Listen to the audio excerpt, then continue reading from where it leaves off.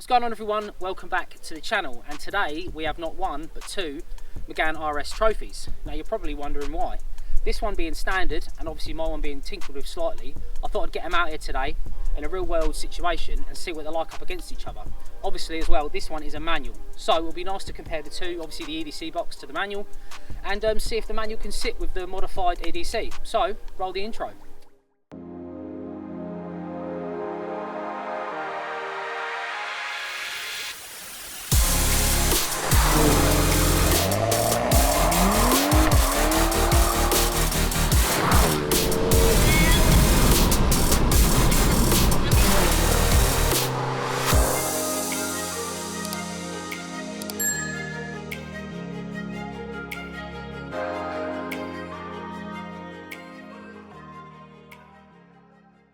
Right, so here they are.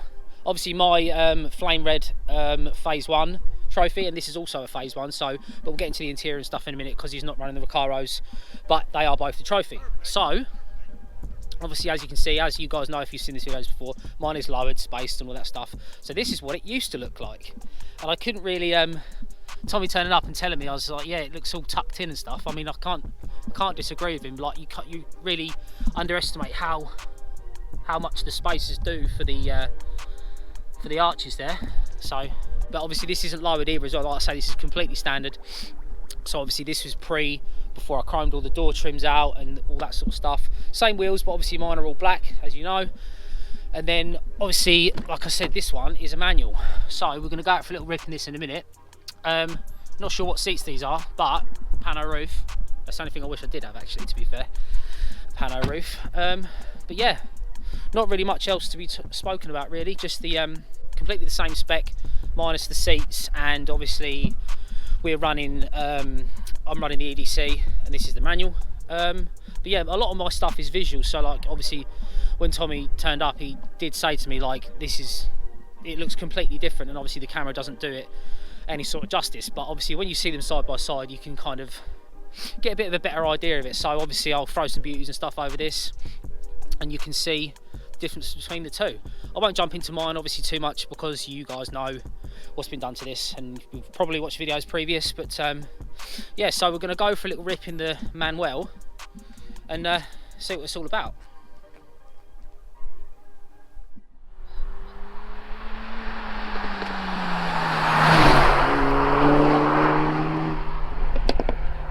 Right, so before we get into the old the 0 to 60s and the quarter miles and like that, I just thought I'd go for a little drive in the manual and see what it feels like in comparison to the EDC. Obviously, first thing I noticed is it's got a sunroof, like a pano roof, which obviously mine doesn't have. So, so it's a bit different feeling in the cabin. But you can instantly feel as well. Like I say, I'll take Tommy out later in the Meg. Because the first thing you'll notice is how linear this is in comparison. Pulls strong though. Apparently the manual will hold a bit more torque and power.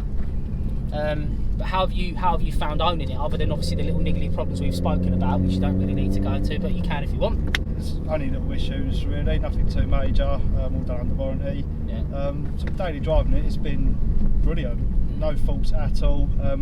I did have to have a new clutch in it when I first got it because it was slipping. I bet that weren't cheap. Not much change from 1,500 quid. Yes. But as a daily driver and a performance car, it is bang on. Yeah. Everything you can sort of ask for from a hot hatch really. I've got 2 kids myself. Sorry. Putting them in the back. Doing the school run and having a little drive down the B road, it's perfect. Cannot fault it. Yeah, this feels. I reckon this is faster than my car was standard. Don't know again whether that's the engagement of the manual. Is so hard to tell. It's so deceiving.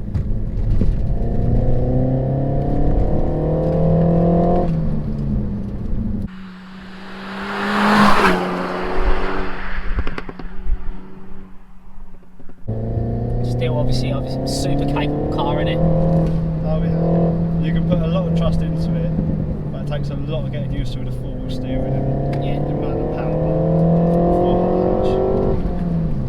This feels really good. Obviously, it feels good as I'm used to, but front gears is different.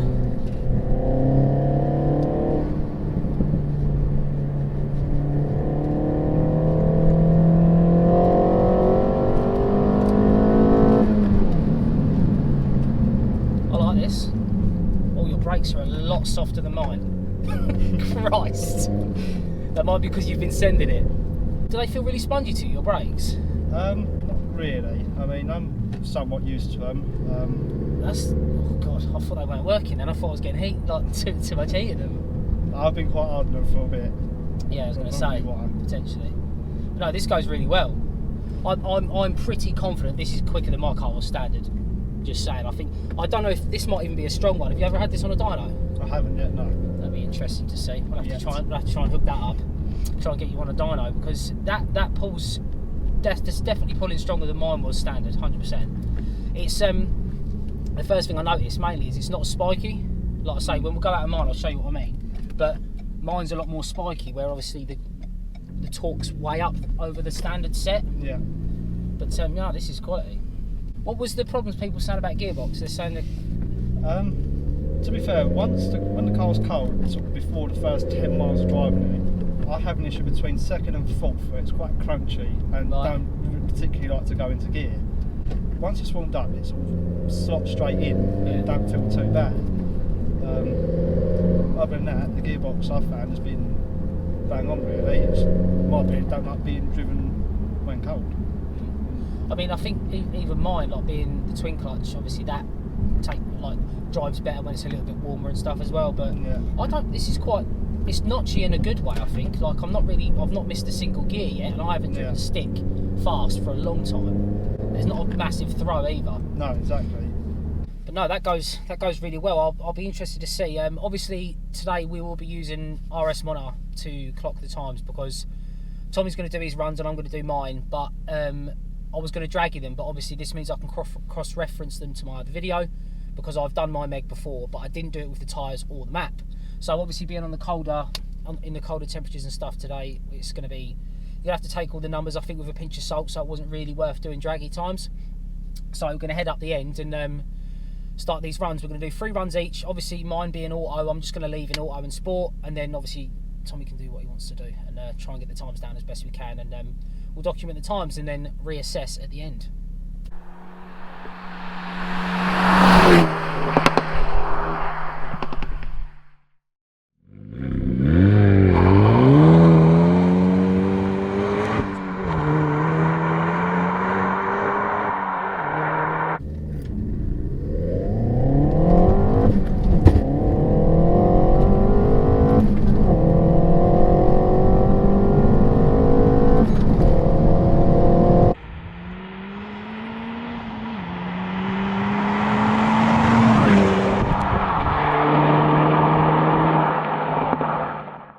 So Tommy's best 0 to 62 time was a 6.02 and his best quarter mile time was a 14.64.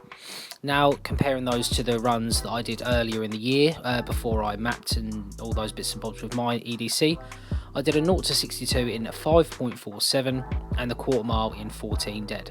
So obviously the EDC is playing part in some of those times there, but obviously let's see how the Meg gets on now with the new tyres and the remap. Right, so now it's my go.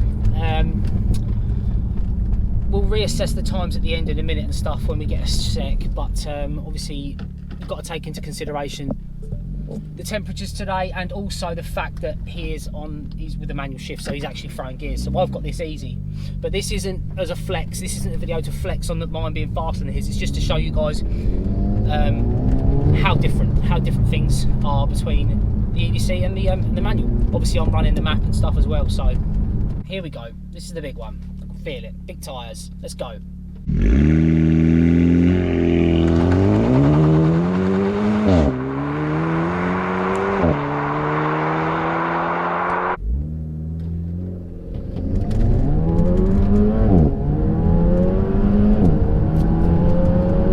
529 again, pretty much the same.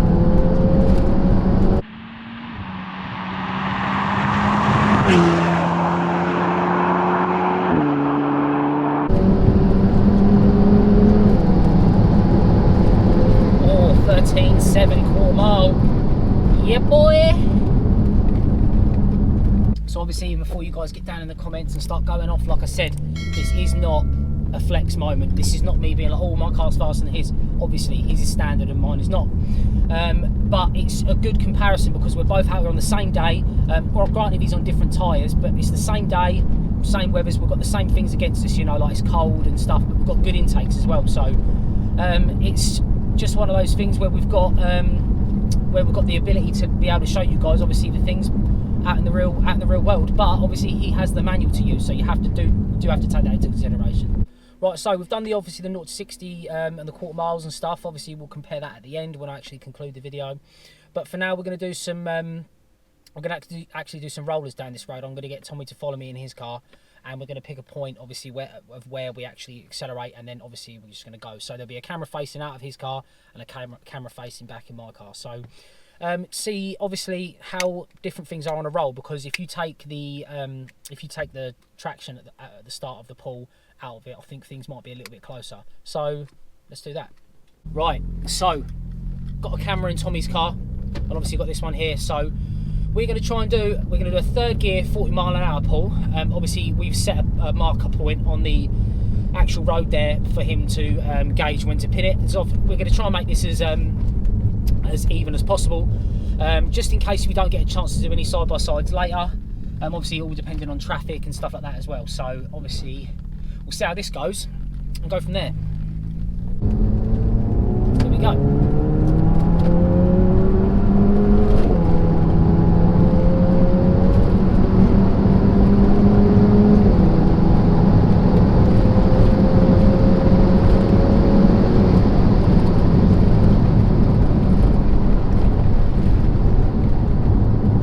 Wasn't too bad actually. Obviously again, trying to gauge it is hard, but you know, he's the gradual pull away. I think that was basically the summary for that one. Pulled away just ever so gradually. We'll do it again the other way just to make sure, and then we'll try and get some rollers done. All right, we'll go again. We're going to go from the same thing, 40 mile an hour third gear, from this marker here. So he's going to basically try and match me. I think this is the best sort of gear and speed to do with these. So, right, there's the 40. Let's go.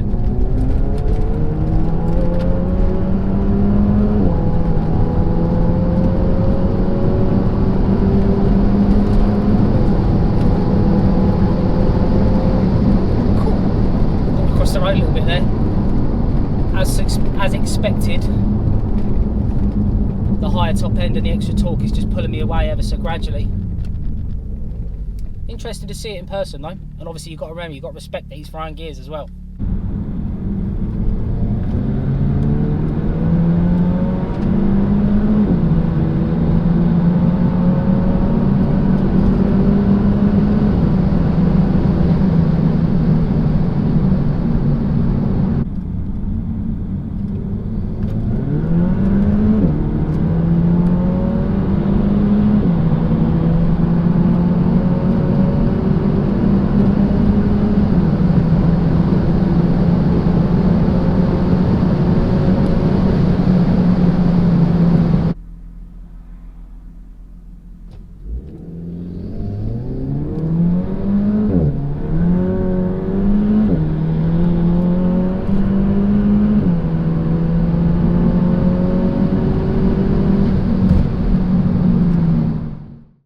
So we've pulled the Megs up now to give them a little cool down after the runs we had down there. So I just want to quickly summarise the numbers we came to in the 0 to 60s and the quarter miles. The standard one, best 0 to 60 did a 6:02. Obviously, like I say, bear in mind that for the millionth time, this is a manual, so you have to take that into consideration from a dig. And it was a 14.64 was the best quarter. Compared to the EDC, obviously with the map and stuff, my best 0 to 60 was a 5.28, and my best quarter mile was a 13.73. So obviously you can see there the numbers are obviously equate to something in the real world use. Obviously RS monitor is not the most reliable thing, and we will be getting the draggy out and stuff, and when the weather's a bit better and we've got a bit more time and stuff, because wasting draggy time in weather like this and stuff, especially from a dig with a front wheel drive car like this, a lot of wheel spin and stuff, so we try and take those things out of the equation. But you know, pretty solid numbers from a standard car, and obviously, like I say, you can see the gains of what you can potentially get from a decent tyre and a remap, obviously, because that's the first run I've done 0 to 60s on this car since the good years and since the remap and stuff. And obviously, to summarise as well, the rolls, we were doing third gear 40 rolls down there, and obviously it's a bit of a bumpy road and stuff, so it's not the most reliable, but I just wanted to show you guys like a little bit of footage there of stuff of actually how it would be if Tommy was to pull up behind me and we have a little dig, you know what I mean, on the road in real life and stuff. You know, that would be the sort of the thing I was expecting really. At the end of the day, it had enough power and torque to gradually keep pulling away, and like Tommy said as well, up top things just got even a little bit more noticeable. So I'm going to end the video there, guys. Hope you enjoyed it. Obviously, I know you guys love the Renault stuff, so I thought I'd bring 2 of them along today and show you guys the real differences, like I say, in the real world where it actually matters. Like and subscribe as you always do. Shout out to Tommy and stuff for bringing the Meg down. I appreciate him coming down and spending his freezing cold Tuesday afternoon with me and my Meg. So I'll catch you in the next one. Peace.